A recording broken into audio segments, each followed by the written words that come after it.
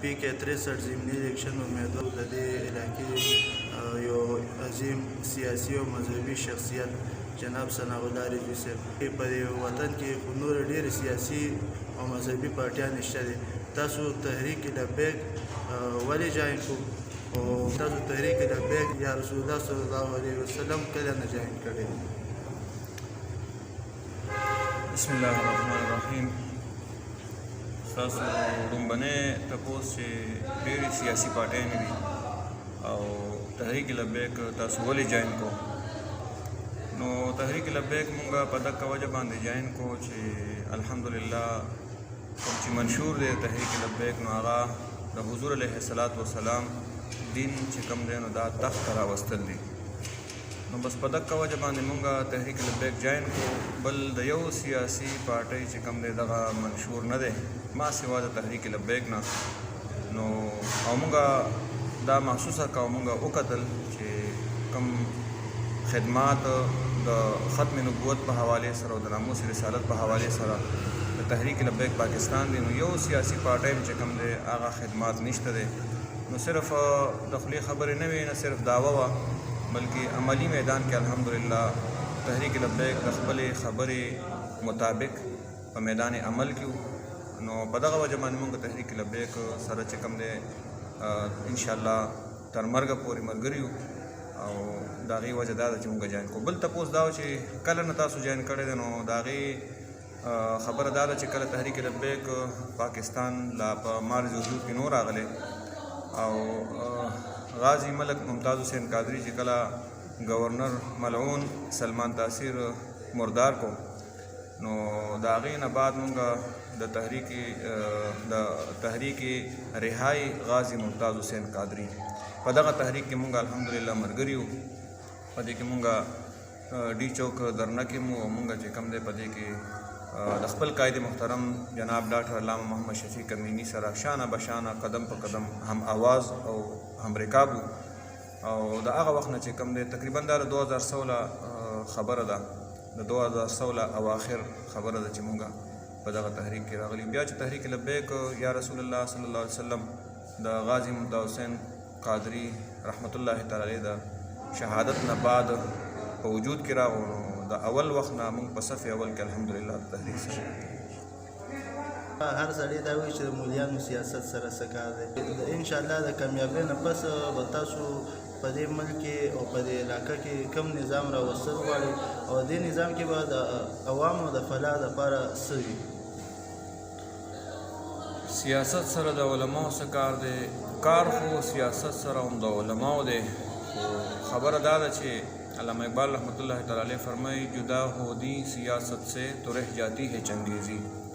مونږ دغه چنګیزۍ د خاتمې دپاره انشاءالله العزیز د سیاست میدان ته راغلي یو، د بدماشۍ د ختمېدلو دپاره، د باطل د مټاولو دپاره دې میدان ته راغلي یو. او بل تپوس تاسو دا وکړو چې تاسو به عوامو دپاره څه کوئ؟ انشاءالله العزیز عوام دپاره په دې کې هغه مفاد دنیوي او اخروي پراته دي چې عوامو ته د هغې احساس قدرم نشي کېدی. انشاءالله العزیز عوامو ته به پته ولګي چې عوام چې کوم دی نو د هغې دپاره کومې خوشحالۍ دي دنیوي او اخروي هغه قبل از وقت دي. خو ټول ناول چې کوم دی دفاع د ناموس رسالت ده، د ختم نبوت ده او د نفاذ د شریعت ده. نو بیا انشاءالله په دې شریعت کې په دغه قرآن کې او په دغه حدیثو کې د عوامو دپاره عوام خو عوام دي، شریعت مطهره کې خو د حیواناتو حقوق هم شته دی. نو چې د حیواناتو دپاره په کوم دین کې چې کوم دی حقوق شته، د لارې دپاره حقوق شته، د ونو بوټو دپاره حقوق شته، انسانان چې کوم دی هغوی دپاره خو هغه څه دي چې هغوی دا بالکل خیال او خاطر کې هم نشي راتلی. بالکل چې څومره انعامات دنیوي او اخروي د عوامو دپاره دي. انشاءالله العزیز په دین کې هر څه دي د عوامو د مفادو او د هر چا د حقوقو خبره ده. په دین اسلام کې د اسلام د نفاذ نه پس عوام چې کوم دی هغوی به هغه دور فاروقي چې کوم دی انشاءالله په نظر باندې ګوري. نوجوان نسل چې کوم دی دا د قوم سرمایه ده. نو دې حوالې سره ووایو چې تاسو د نوجوان نسل د فلاح او د کامیابۍ لپاره څه کوششونه کاوشونه کوئ او دې سره نوجوان نسل ته څه پیغام ورکول غواړئ؟ جی نوجوان نسل حقیقت کې دا د قوم سرمایه ده او دا یو توانا او طاقتور آواز دی د قوم. نوجوان نسل ته همدغه پیغام دی چې د حضور دین طرف ته راشئ او تاسو وکتل د 2 کالو راسې دغه لیبرل قوتونو تاسو چې کوم دی استعمال کوئ، یو ځل راشئ د حضور دین طرف ته او تاسو وګورئ چې د حضور دین کې کم خواږه دي. محمد بن قاسم چې کوم دی هغه هم یو نوجوان و چې په سن باندې هغه د راجا داهر خلاف حمله وکړه د یو مسلمانې ښځې په پکار باندې. نو هغه هم یو 17 ساله نوجوان و. نو هغه د اسلافو هغه وینه چې کوم دی هغه الحمدلله په مسلمان کې شته دی. او تاسو چې کوم دی دین طرف ته راشئ، زما هم دغه پیغام دی، هر څه دی دنیا هم د آخرت هم دی په دغه دین کې. تاسو سره تقریبا چې 9 نور سیاسي امیدواران حاضر وخت په دې الیکشن کې شامل دي، نو تاسو هغوی ته څه پیغام ورکول غواړئ؟ چې کوم مد مقابل دي نو هغوی ته هم زما دا پیغام دی چې الحمدلله تاسو مسلمانۍ دعوه کوئ، تاسو هم وایئ چې مونږ کلمه ګو یو او مونږ هم دا په تاسو باندې حسن ظن کوو او ښه ګمان کوو په تاسو باندې، زمونږ مسلمانان وروڼه یې. تاسو هم د حضور کلمه ویلې ده او مونږ هم د حضور صلی الله علیه وسلم کلمه ویلې ده.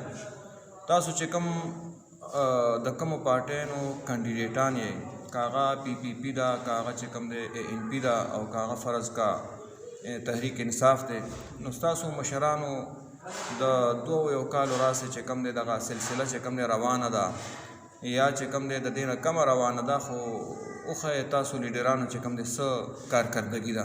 تاسو د روان انتخابي مهم حوالې سره څه تیاری کړې؟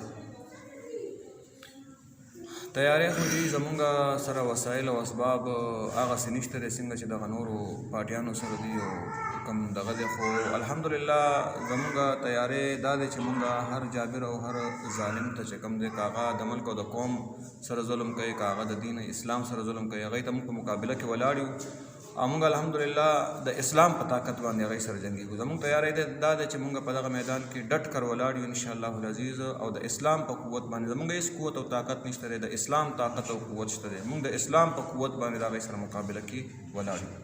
د اهل علاقې ته څه پیغام ورکول غواړئ؟ اهل علاقه الحمدلله مخکې دوی په مونږ باندې په دغه مخکینی الیکشن کې بلکې مونږ باندې نه بلکې په دین باندې چې کوم غیرت کړی او کوم باطل قوتونو ته یې شکست فاش ورکړی خو هغه ټولو ته ښکاره ده چې څه شي او چا چې کوم دی نو دغه تحریک انصاف راوستو د څه دپاره په کوم ایجنډه باندې، هغه خو ټولو ته عیانه ده او د نور غونته چې کوم دی ټولو ته ښکاره ده.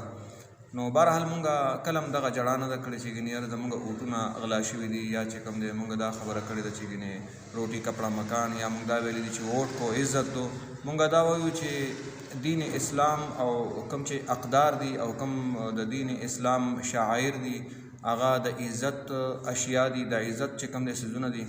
او مونږ دا وایو چې د حضور علیه السلام د ختم نبوت او د ناموس رسالت خبره دې اوچته کړې شي، د اسلام د نفاذ خبره دې وکړې شي.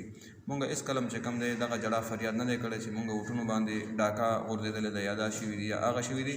نو اهل علاقه الحمدلله مونږ سره قدم په قدم باندې ولاړ دي او هغوی په دغه تحریک کې زمونږ نه هم چې کوم دی مخکې دي د هغوی جذبې ته زما سلام دی. ماشاءالله جزاک الله. ډېره ښایسته خبره تاسو وکړئ چې د چا وازې روټي کپړه مکان او د چا یو وازې د چا بله وازې. ستاسو د ښایسته الفاظو ته زه یو شعر نظر کوم چې وایي څوک روټي مکان غواړي، څوک پښتونستان غواړي او دې نه غواړي قانون دې ملک کې د الله لبیک یا رسول الله، لبیک یا رسول الله، لبیک یا رسول الله. جزاک الله. ستاسو ډېره ډېره مننه چې موږ له هم ټایم راکړو. جزاک الله احسن الجزا.